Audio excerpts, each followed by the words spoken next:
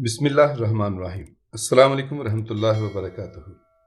ارزق کے جاتے ہی اسد شیرازی نے ارمغانہ سے بات کرتے ہوئے کہا، بیٹی یہ ہمارے لیے بہترین موقع ہے کہ ہم محمود سے نجات حاصل کر سکتے ہیں۔ بابا جان یہ کیسے ممکن ہے؟ ارمغانہ نے انتہائی ناخوشگوار لہجے میں کہا، ارزق انسان کہاں ہے، وہ ایک خونخوار بھیڑیا ہے۔ کیا آپ اپنا مقصد حاصل کرنے کے لیے اپنی بیٹی کو کسی درندے کے حوالے کر دیں گے؟ اسد شیرازی بہت زیادہ نادم و شرمسار نظر آ رہا تھا۔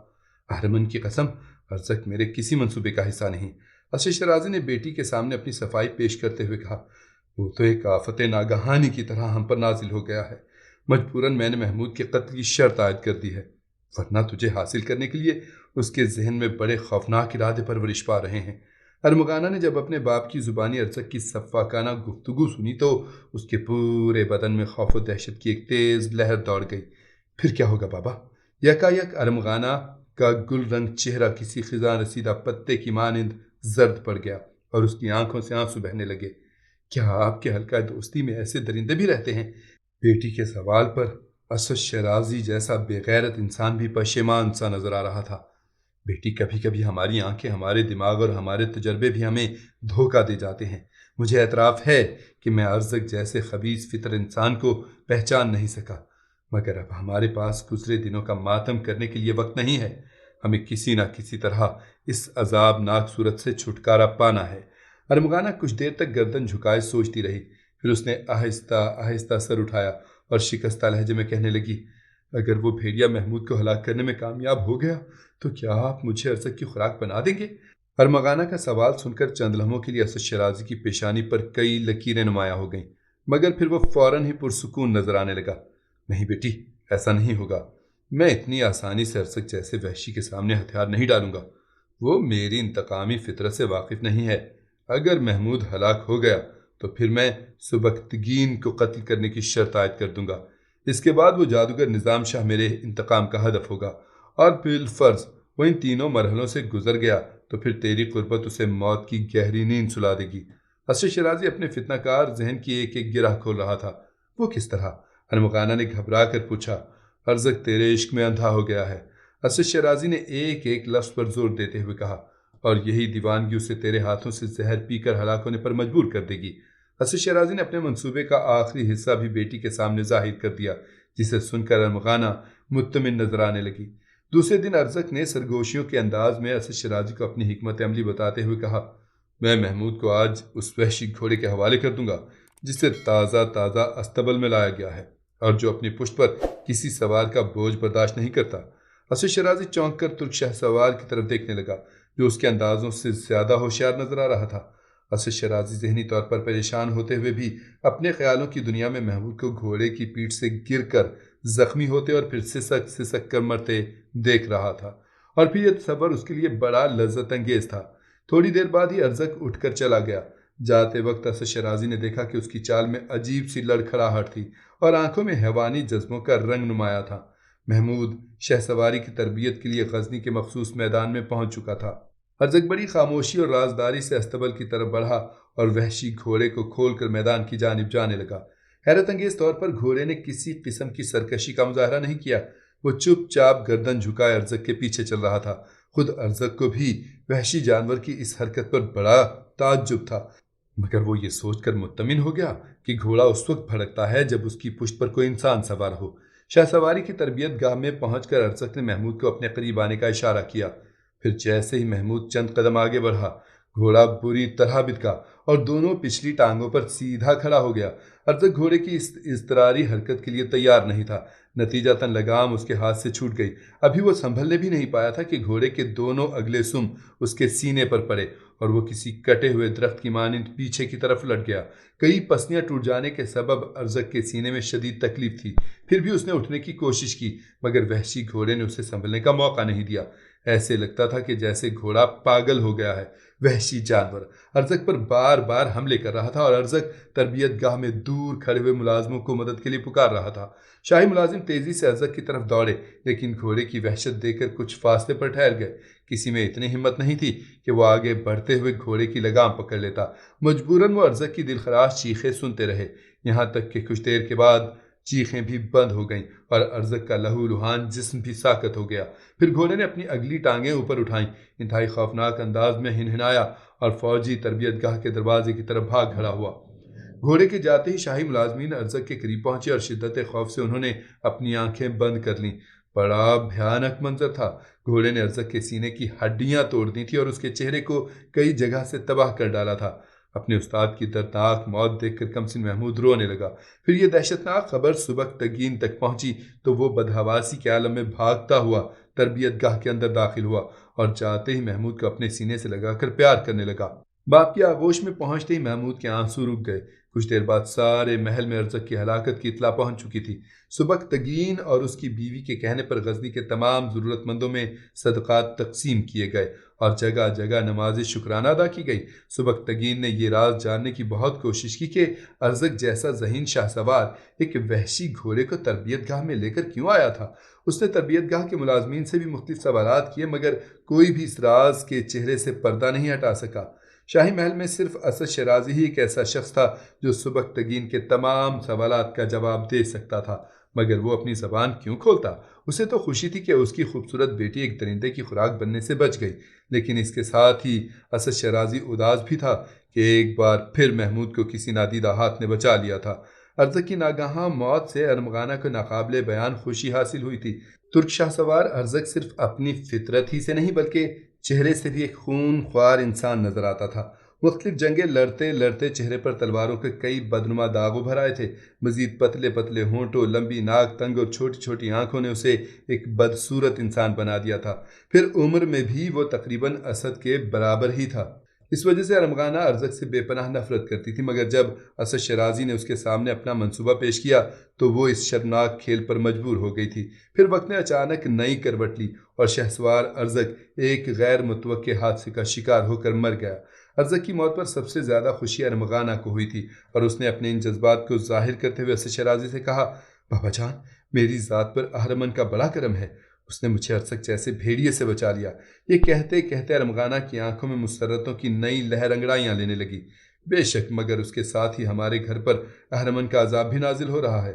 اسد شیرازی کا لہجہ بہت اداس تھا۔ وہ کیسے بابا؟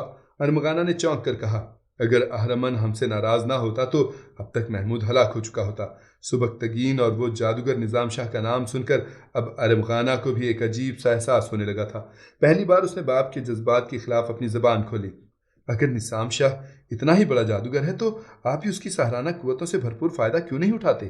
بیٹی، میں نے اسے ہر قیمت پر خریدنے کی کوشش کی تھی، مگر وہ سوکھی روٹی کھانے والا انسان تھا، زر و جواہر کے لقمے کھانے کا آمادہ نہیں۔ پھر اسے اپنے راستے سے ہٹا دیجیے یا خود اس کے راستے سے ہٹ جائیے۔ ارمغانہ نے اپنے باپ کو مشورہ دیتے ہوئے کہا، میں اس کے راستے سے کیسے ہٹ جاؤں؟ مجھے اپنی شکست تسلیم نہیں۔ ہاں، یہ ممکن ہے کہ میں عنقریب اسے اپنے راستے سے ہٹا دوں۔ یہ کہتے کہتے اسد شیرازی کی عیار آنکھوں میں نفرت کے گہرے سائے لرزنے لگے۔ ارمغانہ نے عجیب سی نظروں سے باپ کی طرف دیکھا اور ایک شادی تقریب میں شریک ہونے کی تیاریاں کرنے لگی۔ آج کل اسے اسد شیرازی کی یہی ہدایت تھی کہ وہ ان تقریبات میں زیادہ سے زیادہ نمایاں ہونے کی کوشش کرے۔ ارمغانہ پہلے ایک بے پناہ حسین دوشیزہ تھی، پھر قیمتی ملبوسات کی آرائش نے اس کی دلکشی میں مزید اضافہ کر دیا تھا۔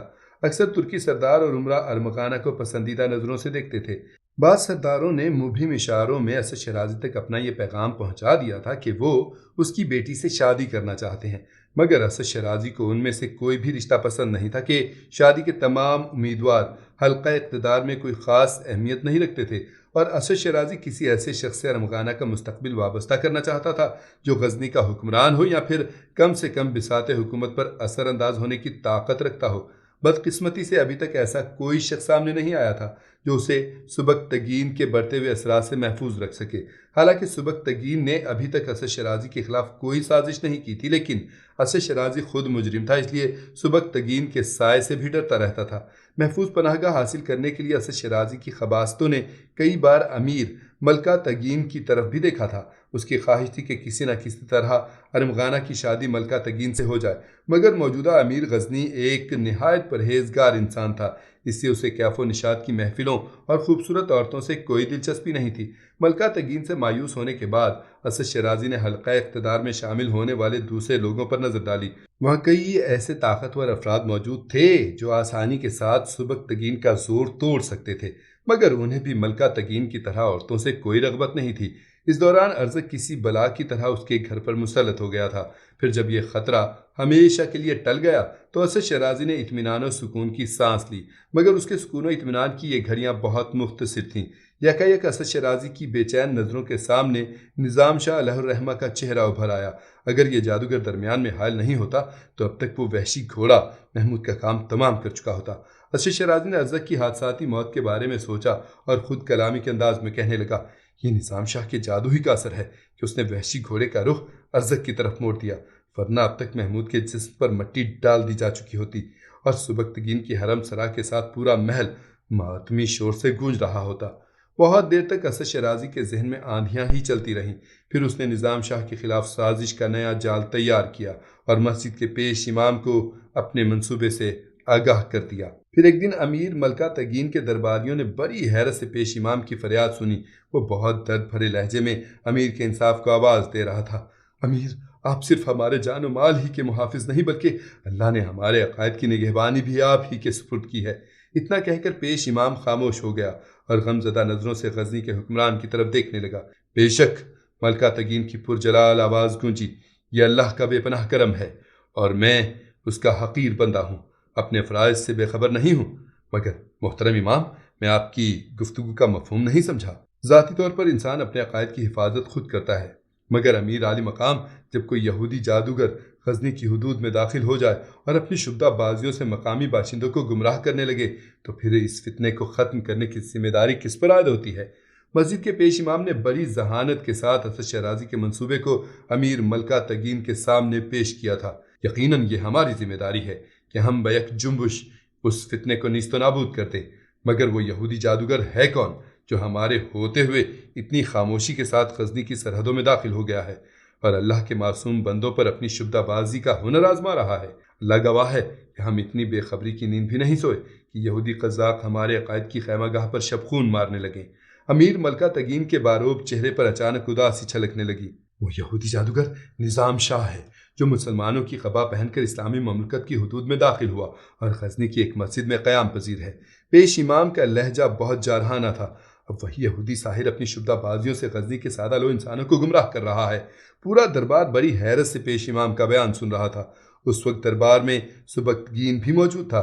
जब उससे पेश इमाम की इल्ज़ाम तराशी बर्दाश्त नहीं हुई तो वो अपनी नशिस्त पर खड़ा हो गया और मलका तगीन को मुखातिब करते हुए बोला, अमीर मोहतरम, ये बड़ी अज़ियतनाक हरकत है कि इमाम सैफुद्दीन जैसे जिम्मेदार शख्स एक सच्चे मुसलमान पर यहूदी होने की तोहमत लगा रहे हैं। अमीर मलका तगीन ने पेश इमाम की तरफ सवालिया नज़रों से देखा। मेरा बयान करता है कि एक हर सच्चाई का आईनादार है अमीर। पेश इमाम बड़ी बेहिसी के साथ झूठ बोल रहा था। गजनी के सिपह सालार भी निज़ाम शाह की जादूगरी का शिकार हैं, इसलिए वो एक यहूदी को सच्चा मुसलमान साबित करने की कोशिश कर रहे हैं। मैंने बारहा देखा है कि ये अपने बेटे महमूद को लेकर उस शुबदेबाज के पास जाते हैं और शायद अपने इस अकीदे के सबब निज़ाम शाह को बचाने की कोशिश कर रहे हैं। ये दुरुस्त है अमीर मोहतरम कि मैं कभी कभी निज़ाम शाह की खिदमत में हाज़िरी देता हूँ और उनकी दुआओं से फैज़याब होता हूँ। पेश इमाम के खामोश होते ही सुबकतगीन ने बुलंद आवाज़ में कहा, और ये कोई जुर्म नहीं, निज़ाम शाह एक मर्द कलंदर हैं और उनकी दुआओं में बड़ी तासीर है। अहले दरबार की हैरत बढ़ती जा रही थी। इन मुअज़्ज़िज़ लोगों ने पहली बार निज़ाम शाह का नाम सुना था और उन्हें यह जानकर ताज्जुब हुआ था कि सुबकतगीन जैसा आला मनसबदार भी एक गुमनाम शख्स के हल्का अक़ीदत में शामिल था। अमीर मलका तगीन ने बहुत गौर से सुबकतगीन की गुफ्तगू सुनी और पेश इमाम सैफुद्दीन से मुखातिब होकर कहा, हम सरदार सुबकतगीन की गवाही को एक मोतबर गवाही समझते हैं, फिर आप किस बुनियाद पर निज़ाम शाह को यहूदी जादूगर करार दे रहे हैं? अमीर ज़ीशान, पेश इमाम उसी एतमाद के साथ बोल रहा था। असद शराजी की हिमायत के सबब सैफुद्दीन को यकीन था कि उस पर ज़रा भी आँच नहीं आएगी और वो अपने मकसद में कामयाब हो जाएगा। मैं कई साल से निज़ाम शाह को देख रहा हूँ, वो एक वक्त की नमाज भी नहीं पढ़ता। जब जमात खड़ी होती है तो उठकर बाहर सहन में चला जाता है। उसके गैर शरई अमल से लोगों के जहनों में वसवसे पैदा हो रहे हैं। यकायक पेश इमाम का लहजा बहुत ज्यादा तल्ख हो गया। वो तारीक नमाज है और अपनी इस कोताही को छुपाने के लिए शुबदाबाजियों का सहारा लेता है, जिससे गजनी के सादा लो इंसानों की आंखें खीरा हो जाती हैं और वो फ़रेब में पड़ जाते हैं। अमीर मलका तगीन कुछ देर तक सोचता रहा। फिर उसने अपने सिपाहियों को हुक्म दिया कि निज़ाम शाह को अपने साथ लाकर अदालत में पेश करें। क्या निज़ाम शाह को गिरफ्तार करके अदालत में पेश कर दिया गया? क्या सुबकतगीन निज़ाम शाह पर लगे इल्ज़ामात को झूठ साबित कर सका या असद शराजी की चालें कामयाब होने लगीं? داستان میں آگے کیا ہوا اگلے حصے میں ملاحظہ فرمائیے۔